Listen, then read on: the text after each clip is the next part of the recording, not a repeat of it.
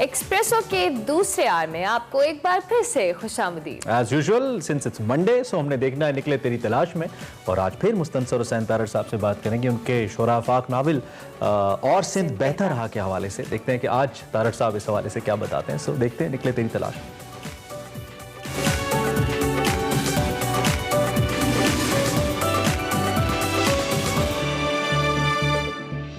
السلام علیکم ناظرین، آپ دیکھ رہے ہیں نکلے تیری تلاش میں، اور نکلے تیری تلاش میں سیگمنٹ میں بات کریں گے کتاب اور سندھ بہتر رہا، جس پہ جو گفتگو ہے اس کا سلسلہ جاری ہے. پچھلی قسط میں آپ نے دیکھا کہ ہم نے سندھ کے حوالے سے بات کی، اور ابھی بھی اسی سلسلے کو ہم جاری رکھیں گے. تارڑ صاحب، میں جب سندھ گیا اور تھارک کے اندر مختلف جگہوں پہ گیا اور جتنے سندھی دوستوں سے ملاقات ہوئی، بچوں سے ملاقات ہوئی، بوڑھوں سے ملاقات ہوئی، یہ تمام لوگ جو تھے ان میں ایک چیز بڑی کامن تھی کہ ان تمام لوگوں کو حضرت شاہ عبداللطیف بھٹائی کا کلام ازبر تھا اور دوسرے صوفیاء کا کلام ازبر تھا، اور وہ گاتے بھی بہت اچھا تھے.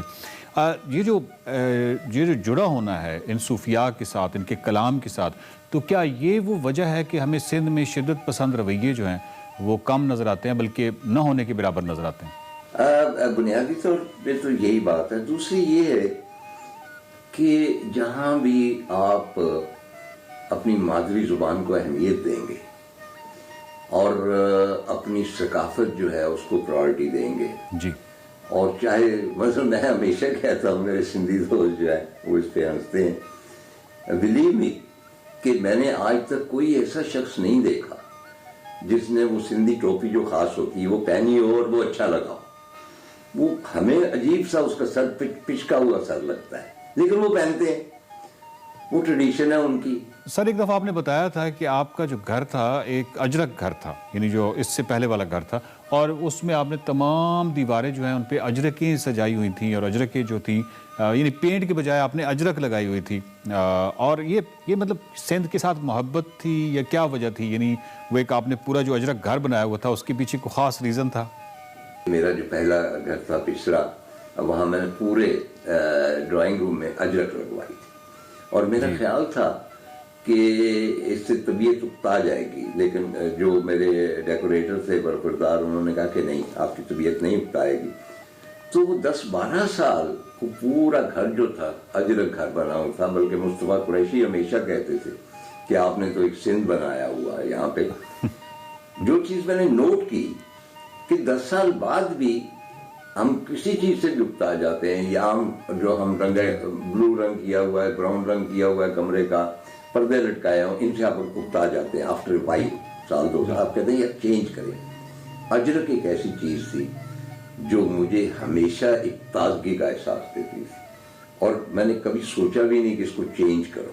اور اس کی وجہ کیا تھی؟ وجہ یہ تھی کہ اجرک جو ہے اس کا رنگ، اس کا پیٹرن ہزاروں سال سے، مطلب ہے کہ وہ ٹرائل اینڈ ایرر کے جو تجربے ہیں ان میں سے گزرتا ہوا ایک ایسی پرفیکشن تک پہنچ گیا ہے جو آپ کی نفسیات پہ بھی اثر کرتی ہے، آپ کی پرسنالٹی پہ بھی اثر کرتی ہے، اور وہ آپ کو شانتی اور سکھ سے آشنا کرتی ہے.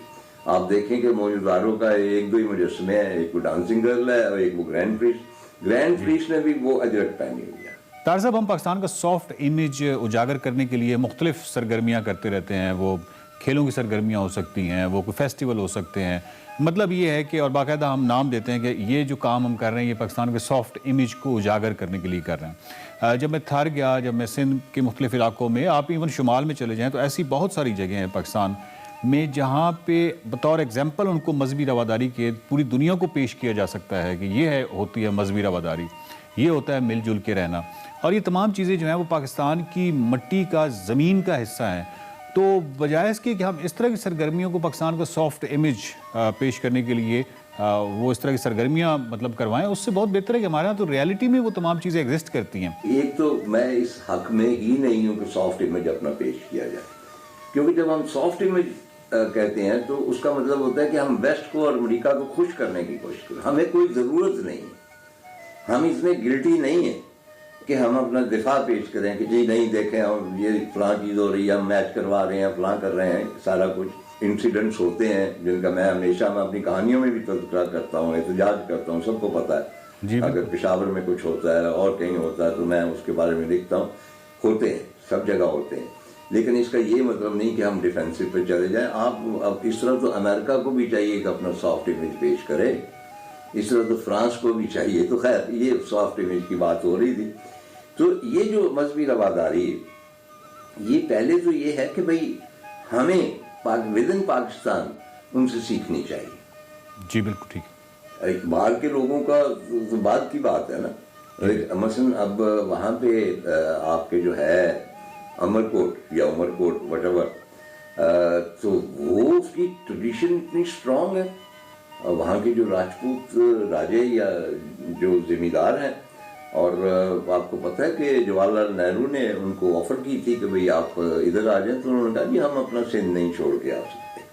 وہ اتنی, اور اس کے بعد وہ نیشنل اسمبلی میں بھی رہے ہیں, بڑی ایک نارمل جس طرح باقی پاکستانی ہیں. یہاں تک کہ آپ کو پتہ ہے کہ وہ اکثر بیاہتے ہیں راجپوتانے میں اور وہاں سے دلہن لے کے آتے ہیں. وہ وہاں کی کوئی پرابلم نہیں. بلکہ میں پڑھ رہا تھا ایک جگہ کہ وہاں سے کوئی نئی لڑکی بیاہ کے لائے, بہت بڑا گھرانہ تھا, رائل گھرانہ تھا ان کا بھی اور ان کا بھی. اچھا. تو اس سے پوچھا گیا کہ آپ پاکستان میں آ کے کیا محسوس کرتی ہیں؟ تو انہوں نے کہا کہ بس یہ لگتا ہے کہ بھئی میں اس گھر میں ادھر آ گئی کیونکہ وہاں بھی ہماری ٹریڈیشن یہی ہے اور یہاں بھی یہی ٹریڈیشن ہے. وہ جو ایکسٹینشن ہے تھر کی, آپ جانتے ہیں کہ جب ہمایوں فرار ہوا ہے شیر شاہ سوری سے, جی تو اس کو کسی نے پناہ نہیں دی تھی, اور وہ بالکل بے آسرا, اور اس کی بیگم بھی بیمار, اور سارا کچھ, بیگم کو بچہ ہونے والا تھا. یہ یہاں کے راجپوت تھے جنہوں نے اس کو پناہ دی. جی بالکل. کئی مسلمان ریاستوں کی طرف گیا, کسی نے اس کو پناہ دی, راجپوتوں نے دی, اور انہوں نے کہا کہ یہ ہمارا مہمان ہے اور ہم اپنے مہمان کی جو ہے وہ دفاع کرنا جانتے ہیں, اور کسی نے ادھر کا رخ نہیں کیا. اور وہ ایک صاحب یہ کہہ رہے تھے, کہنے کہ دیکھیں ہم اگر ہمایوں کو پناہ نہ دیتے تو ظاہر ہے کہ اکبر اعظم بھی نہ ہوتا اور مغل سلطنت بھی نہ ہوتی. تھر میں انٹر ہوتے ہیں سر, آپ کاسبو گئے, اور کاسبو یا کسی بھی گوٹھ میں وہاں پہ چلے جائیں, کسی بھی گاؤں میں چلے جائیں, تو ریتلی گلیاں ہوتی ہیں جن کا آپ نے ذکر بھی کیا ہے, اور رنگیلے مور ہوتے ہیں جن کو آپ نے بڑا اپنے تفصیلی ذکر کیا ہے. میرا خیال ہے کہ بھئی ڈریمز میں بھی ایسے قصبے میں نہیں آتے, خواب میں بھی نہیں آتے, کیونکہ خواب جو ہوتے ہیں وہ بنیادی طور پہ آپ کی جو ناسودہ خواہشیں ہوتی ہیں ان کا ہی پرتو ہوتے ہیں. جی. تو آپ کی ناسودہ خواہشیں وہی ہوتی ہیں جن خواہشوں کے بارے میں آپ علم رکھتے ہیں. بالکل بالکل. اور جب علم ہی نہ ہو تو تب وہ چیز سامنے آئے, واہ واہ, تو اس کا امپیکٹ اور ہوتا. بالکل. چنانچہ کاسبو جو تھا جی, وہ ریتلی گلیاں اور ساتھ وہ جو ان کے جو جھونپڑے ہیں, اور اس میں حیرت انگیز طور پہ آپ کو شاید پتا ہو بہترین سبزی کاسبو میں پیدا ہوتی. جی بالکل. بہترین ٹماٹر. انہوں نے کہا کہ یہ دیکھیں ان کے اندر ریت کے ساتھ وہ کہتے ہیں کہ اتنی زرخیز ہے یہ ریت, اس میں ملاتے ہیں پانی ہونا چاہیے. وہ کہتے ہیں جی پانی ہو تو آپ دیکھیں. لیکن اس میں یہ جو تھا نا کہ مور گھوم رہے ہیں گلیوں میں, اور گھروں میں ہیں, مندروں میں تو ہیں ہی. جی. اور اس کی وجہ وہی ہے کہ دے آر ناٹ تھریٹنڈ. بڑے سے بڑا خونخوار جانور, مور تو بیچارہ مطلب ہے نا, خونخوار جانور بھی جب اس کو یہ معلوم ہو ایٹ ہارٹ کہ مجھے یہ شخص نقصان نہیں پہنچائے گا, تو وہ بھی گھومتا پھرے گا اسی طرح ہی.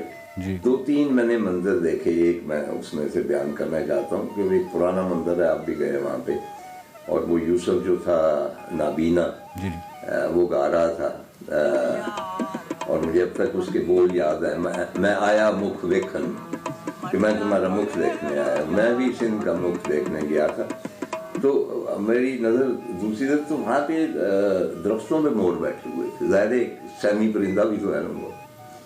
جی. اور کوئی ایک مور اڑ کے تو وہاں سے دور کو 20-30 گز کے فاصلے پہ کوئی درخت ہوتا تھا, وہاں جاتا تھا. وہ جو اڑان میں نے پہلے کبھی نہیں دیکھی تھی. اور مجھے ایسا محسوس ہوتا تھا کہ جہاں جہاں سے یہ مور گزر رہا ہے یہ اپنے رنگ چھوڑ رہا ہے. یوں وہ پورا جو تھر کا صحرا تھا وہ مجھے لگتا تھا رنگین ہو گیا, ایک پینٹنگ ہو گیا. میں بلکہ ایک آپ کو ذاتی تجربہ جو ہے وہ بھی شیئر کرنا چاہوں گا کہ جب ہم تھر گئے تو وہاں پہ جو مور تھے اور اڑتے ہوئے مور جو تھے ان کو دیکھنا ایک بڑا ہی کمال ایک منظر تھا. اور بالخصوص جب مور جو ہے وہ لینڈ کرتا ہے, اور وہ ساکت اپنے پروں کے ساتھ جب وہ لینڈ کرتا تھا تو وہ تو خیر کہ کیا ہی کمال منظر تھا. آپ نے نگر پارکر بھی قیام کیا, اور نگر پارکر جو ہے وہ بڑا ایک منفرد سرحدی قصبہ ہے, تو اس حوالے سے کچھ آپ کو فیل یا کیا یاد ہے نگر پارکر کے حوالے سے؟ وہاں پہ صبح سویرے پہلے اذان کی آواز آئی اور بہت مترنم اذان تھی. اس کے بعد کسی جین مندر میں کوئی گھنٹیاں بجنی شروع ہو گئی. پھر کسی اور جو ہندو مندر تھا وہاں سے کوئی بھجنوں کی آوازیں آئی. چنانچہ ایک سمفنی تھی.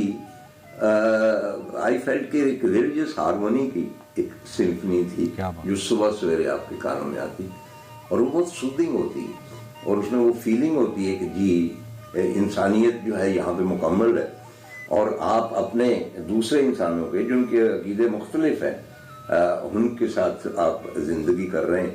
چنانچہ ایک تو میرا بہت بڑا ایکسپیرینس کیونکہ ایک جو ہوتا ہے ایک ہی عقیدے کا جو بھی ہو آبادی ہو بستی ہو اس میں ایک منافنی تو ہوتی ہے نا. بڈھیسر مسجد جو ہے اس کا آپ نے اور سندھ بہتر رہا میں بھی ذکر کیا ہے اور وہ بڑی کمال مسجد اس حوالے سے ہے کہ جب میں وہاں پہ گیا تو مجھے تو وہ ایک بڑی اسپرچول سی فیلنگ وہاں پہ ہے کیونکہ وہ کوئی عالی شان عمارت نہیں ہے لیکن ایک سادگی ہے اس میں اور شاید آپ کی بھی وہی فیل تھی کیونکہ آپ نے بھی بڑی محبت سے جو بڈھیسر ماسک ہے یا بڈھیسر مسجد جو ہے اس کا ذکر کیا. بڈھیسر مسجد جو ہے جی again one of the most ancient mosque اور اس میں ایک ہے it's not a Mughal architecture. جی بالکل کیونکہ مغل آرکیٹیکچر سینٹرل ایشیا کا ہے. یہاں کا جو آبائی آرکیٹیکچر ہے نا وہ آپ کو اس میں نظر آتا ہے اور وہاں پہ اندر اس کی قبریں دیکھنے والی ہیں. 7 قبرستان ہیں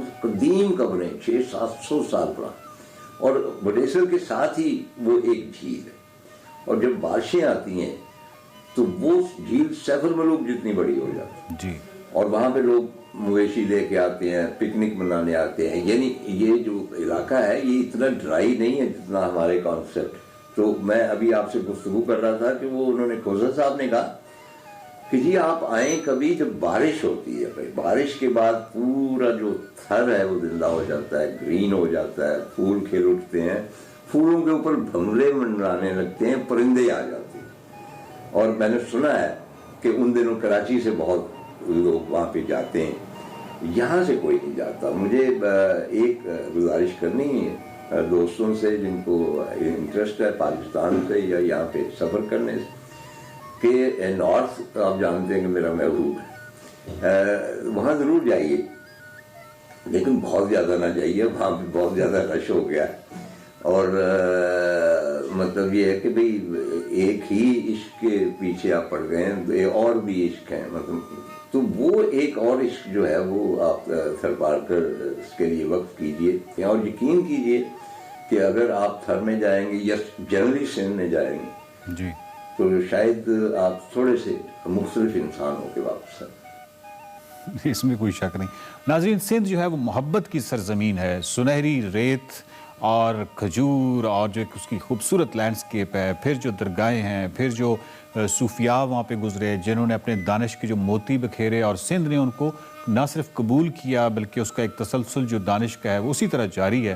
تو یہ بڑی خوبصورت سرزمین ہے. اس پہ گفتگو کا سلسلہ جو ہے وہ جاری رہے گا. اگلی قسط تک کے لیے اجازت دیجیے.